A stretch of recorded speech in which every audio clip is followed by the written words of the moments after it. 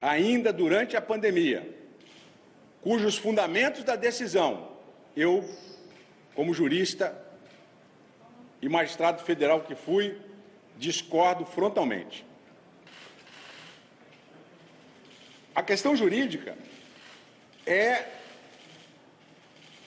extremamente delicada, porque da última busca e apreensão até esta busca e apreensão de hoje, qual foi o ato que eu pratiquei para impedir as investigações? Eu desafio quem quer que seja a dizer qual foi o ato que eu pratiquei desde o momento que se iniciaram as investigações até agora para atrapalhar as investigações. Mudei o secretário de Saúde, eu afastei o secretário de Saúde, eu desonerei o Gabriel Neves, eu determinei o banimento das OS do nosso Estado, porque entendi que elas, infelizmente, não atendem o interesse público. Eu determinei auditoria em todos os contratos e a suspensão do pagamento. Só paguem após a auditoria. Eu quero deixar claro que eu implantei aqui no Estado o Sistema Eletrônico de Informação, que eu trouxe do Tribunal Regional Federal da 4ª Região. O sistema transparente. E quando o contrato do Iabas foi colocado em sigilo, eu determinei ao ex-secretário Edmar que abrisse imediatamente o sigilo, foi no domingo à noite.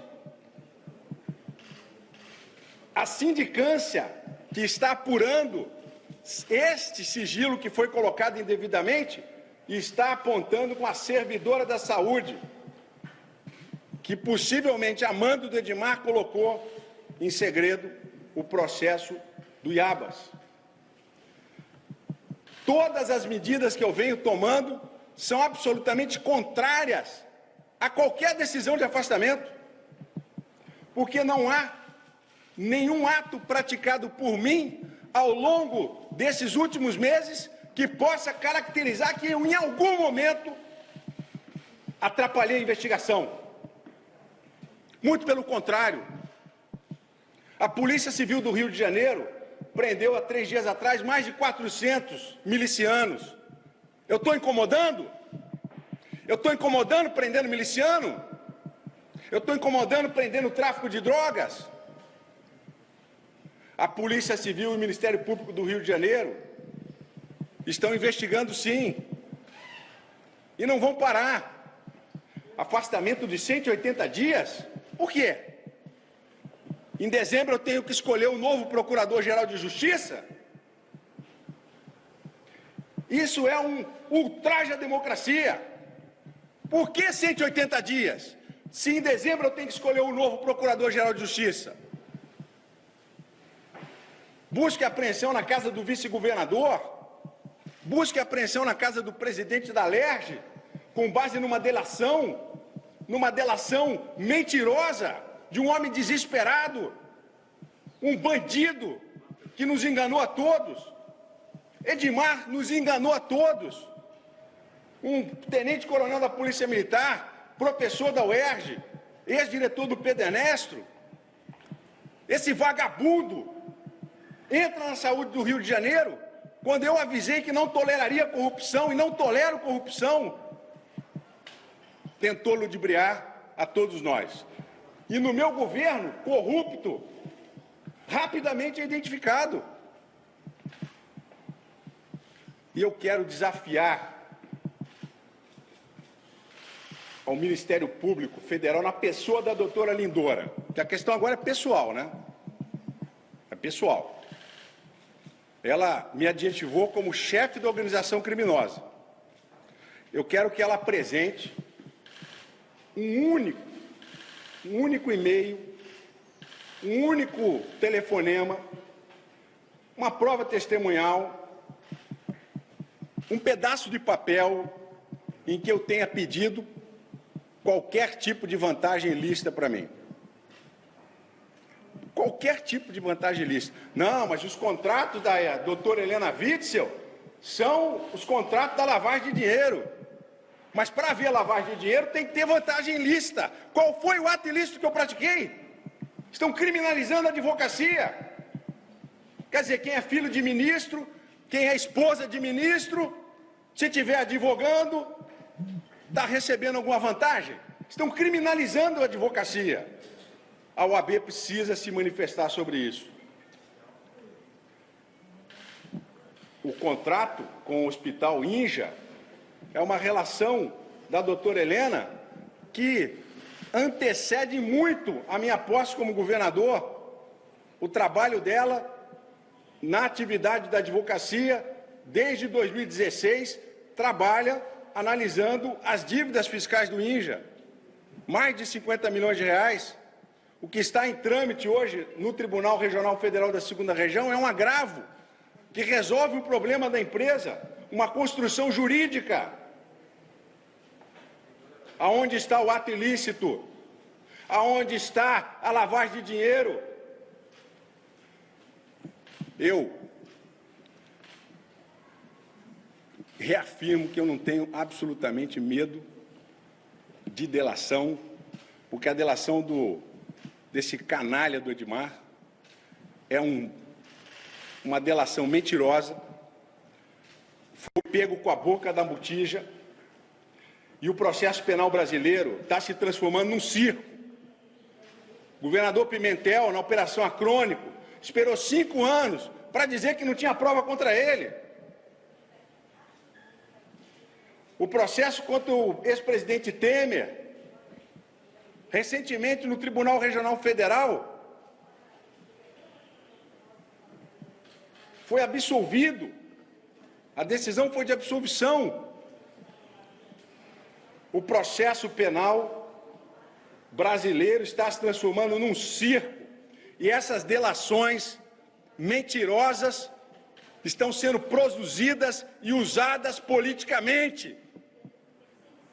Eu não iria comentar esse fato, mas vou comentar. Aquela delação lá da Paraíba, vocês se lembram da delação da Paraíba? Que fizeram contra mim? O tal do Daniel? Caiu em todas as reportagens aí da revista Veja, condenada, que adora me difamar, essa revista de 5ª categoria, porque me difama. Eu respeito a imprensa, agora não respeito jornalista mentiroso. A revista Veja colocou Witzel cai na Lava Jato. O sujeito que disse que pediu dinheiro em meu nome, o tal do Robinho, desmentiu tudo no depoimento. E o processo vai ser arquivado. Eu fui ouvido e o processo vai ser arquivado. Graças a Deus, foi rápido, que é o que se espera do processo penal. Agora, quanto tempo nós vamos esperar para o povo do Estado do Rio de Janeiro saber que o governador que eles elegeram é um governador que veio para combater a corrupção? Pega o governo do Sérgio Cabral, em que o Sérgio Cortes passou quase 8 anos roubando. Pega o governo da Prefeitura do Rio, onde o secretário de Obras passou anos roubando. Aqui não. Então essa minha indignação, ela é a indignação de um cidadão que veio governar o Estado do Rio de Janeiro e que está sendo massacrado politicamente porque há interesses que não me querem governando o Estado. Há interesses poderosos contra mim e querem destruir o Estado do Rio de Janeiro, atingindo a mim, o presidente da Assembleia Legislativa, o vice-governador, que vai ficar em exercício agora, com uma busca e apreensão que foi feita na casa dele. Fragilizado, porque a mim ninguém fragiliza, não. Pode fazer o que quiser. E graças a Deus, no momento de lucidez, o ministro Benedito não decretou a minha prisão, o que seria uma injustiça sem precedentes no governo do Estado. O governador Pezão, não estou aqui para defender ele, depois de quase um ano preso, sem ser ouvido, ele foi liberado pelo STJ. E a denúncia sequer ainda foi oferecida, salvo engano. A minha indignação é a indignação de um cidadão que está aqui com o compromisso de governar o Estado, reduzir os índices de criminalidade, enfrentando todas as dificuldades, porque o STF não tem a exata dimensão do problema do Estado, e foi só dar um pouquinho de espaço para o crime organizado que eles avançaram, criaram barricadas. Então, querem me tirar do governo. Organizações criminosas estão perdendo dinheiro. Agora, contrato de advocacia da minha esposa, sendo questionado sem a indicação de atos ilícitos praticados por mim. Qual é o ato ilícito que eu pratiquei? A decisão que eu dei na UNIR? Tem um parecer do ministro Naves, que é meu advogado, demonstrando a consistência da decisão. E mais, a decisão que eu dei da UNIR é contrária à decisão do Edmar, porque eu achei suspeita a decisão dele. Haviam outras OSs que tinham menores índices de classificação e ele não desclassificou. Desclassificou a OS UNIR. Eu fui juiz, não admito injustiça. Tomei a decisão que eu entendi correta. Agora, se está vinculado a fulano, ciclano, beltrano, isso jamais chegou ao meu conhecimento. Eu não tenho relação com Mário Peixoto. Eu não tenho relação com qualquer empresário e nunca pedi para nenhum secretário a contratação de qualquer empresa. Vocês podem perguntar para qualquer secretário se alguma vez eu pedi a um secretário para contratar uma empresa. Mas querem me massacrar. O senhor presidente da República, com todo o respeito, fez acusações contra mim extremamente graves e levianas, porque acredita que eu vou ser candidato a presidente. O Brasil precisa de gente séria. O Brasil precisa de políticos comprometidos com um futuro melhor, como nós estamos fazendo no estado do Rio de Janeiro. E eu quero agradecer a presença de todos. Eu tomarei as medidas necessárias junto ao Superior Tribunal de Justiça, através dos nossos advogados, inclusive ao próprio ministro, porque durante esse período que eu fiquei no governo, qual foi o ato que eu pratiquei para atrapalhar a investigação? Você não pode afastar um governador com a suposição de que ele vai fazer isso ou vai fazer aquilo. O senhor Edmar não está mais aqui, o senhor Lucas Tristão não está mais aqui. O pastor Everaldo não faz parte da administração do Estado, é o presidente do partido. Eu mudei todos os servidores do primeiro e segundo escalão da Secretaria de Saúde, mandei auditar todos os contratos. Por que me querem fora do governo? 180 dias? Quais as provas que ainda vão ser colhidas? Se todas já foram colhidas. Todas já foram colhidas. Foram 2 buscas de decepção aqui na minha Laranjeira, um circo. Dessa vez não foram no Grajaú, né? Tem participação do presidente da República? Olha só, eu não vou agora responder perguntas, tá? Mas eu já te falei aqui. Se tem participação ou não, isso não cabe a mim investigar. Isso cabe ao STF, através do Procurador-Geral da República, investigar. Agora, a Procuradora da República, a doutora Lindora, ela tem relação, já foi inclusive divulgado na imprensa, com Flávio Bolsonaro. Então, veja bem, essas questões precisam ser respondidas no Conselho Nacional do Ministério Público. Nós estamos assistindo. Eu não sou a favor de Lula e nem contra Lula. Mas o STF está chegando à conclusão de que, infelizmente, o ex-ministro Sérgio Moro foi parcial. E com essa decisão, o ministro Fachin foi muito claro, evitou-se que o ex-presidente Lula disputasse a presidência da República. Eu estou extremamente preocupado com os caminhos pelos quais o nosso país está seguindo. Eu já falei várias vezes, como morrem as democracias.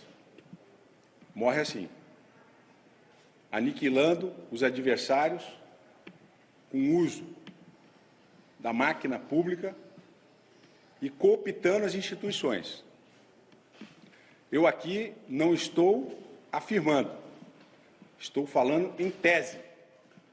Estou falando em tese. E nós vamos tomar as providências necessárias junto ao STJ, junto ao Supremo Tribunal Federal, para que rapidamente seja revertido esse afastamento. O Rio precisa do governador que elegeu, porque é esse governador, com as políticas públicas que estão sendo realizadas, que o povo deseja. E não existe nenhum ato de corrupção na decisão de afastamento e muito menos na representação. Que provas são essas de que eu sou o chefe da organização criminosa?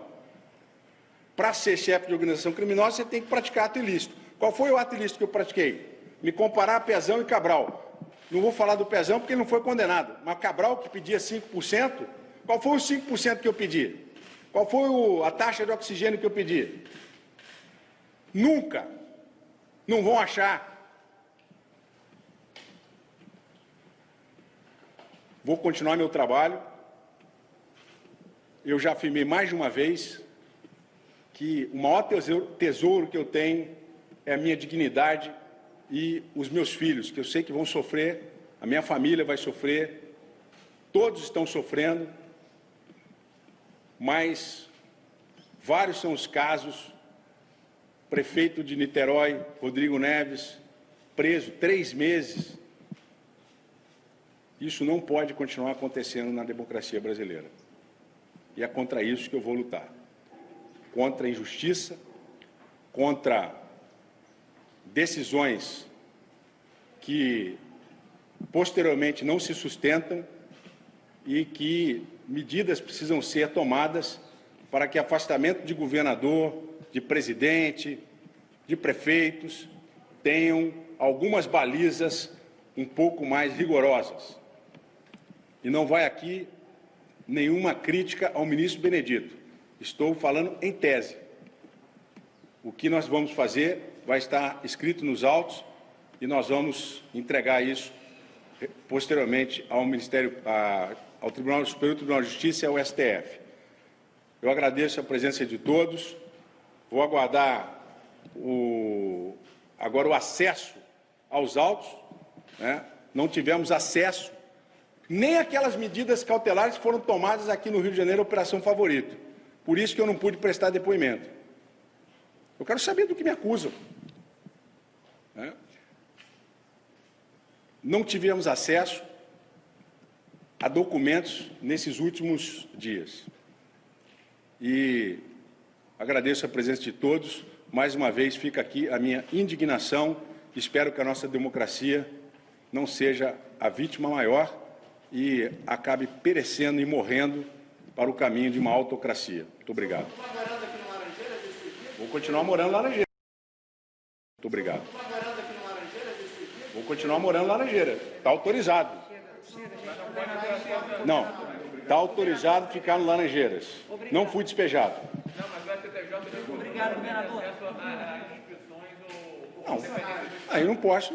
Está escrito lá, nós vamos cumprir. Pelo menos por hora. Enquanto durar o afastamento, que eu espero que seja breve. Entendeu? Depois... Nós temos prazo para isso, né? Eu tenho que avaliar, né, não só a decisão, mas o conteúdo que serviu de substrato para a decisão. Eu não posso fazer um recurso sem analisar o conteúdo. Em que o ministro se baseou para poder fazer tais afirmações? Em relação ao meu afastamento, apenas especulações. Que eu poderia fazer isso, poderia fazer aquilo. A primeira busca e apreensão que foi feita aqui foi que eu, que fui juiz federal, poderia destruir provas. Esse tipo de presunção é inaceitável, desculpa. É inaceitável. A decisão tem que ser pautada em elementos de convicção que constem dos autos, e não em presunções. As presunções só podem ser levadas em consideração quando expressamente a lei assim o determina. As presunções iuris tantum e iure et de iure. Presunções absolutas e presunções relativas. O estupro de um vulnerável tem uma presunção, hoje, na jurisprudência dividida, de que a menor de idade é vulnerável. Presunção iuris tantum, ou para alguns iuris et de iure. Agora, a presunção de que o governador pode interferir na colheita de prova está escrita em que diploma legal? Essa presunção iuris tantum. O senhor também é acusado de espionar das investigações contra o senhor. O que é? O senhor também é acusado, além de tentar destruir provas, de ter espionado. Qual prova que eu destruí? Qual prova que eu destruí? Polícia Federal, de acordo com a Polícia Federal. Sim, mas qual prova? Você está falando, você diz qual é a prova. Quero saber do senhor. O senhor tentou destruir provas e espionar. É óbvio que eu não tentei destruir provas. Já falei aqui que nos 3 meses que eu estou aqui, tomei medidas absolutamente contrárias a qualquer ato contrário à obstrução da justiça. Isso não está na decisão do ministro. Eu não sei qual foi o passarinho que te cantou isso aí, mas ele te cantou errado. Tá? O que tem? Qual é o problema? Declarado imposto de renda. No contrato da primeira-dama na conta da primeira-dama do Rio de Janeiro, não entrou dinheiro espécie, muito menos cheque de origem desconhecida. Aqui não. Aqui entrou dinheiro declarado no imposto de renda, notas fiscais emitidas e fruto de serviço trabalhado. Lógico que prestou serviço, é só olhar no processo. Entendeu? Ué, nós somos casados. Nós somos casados. Quanto? Eu recebi 270 milhões de reais? Mas quem está falando isso? Infelizmente, o Jornal do Globo apurou isso aí no mundo da lua. Né? Foi feita busca e apreensão. Todo o meu sigilo bancário foi aberto. Não tenho conta no exterior. Não tenho absolutamente nenhuma outra forma de demonstrar. Quer dizer, esses 270 milhões aí, pode ser daquela história lá do doleiro, né, que passou para a família Marinho. Para mim, não passou dinheiro nenhum. Tá bom? Um abração. Obrigado.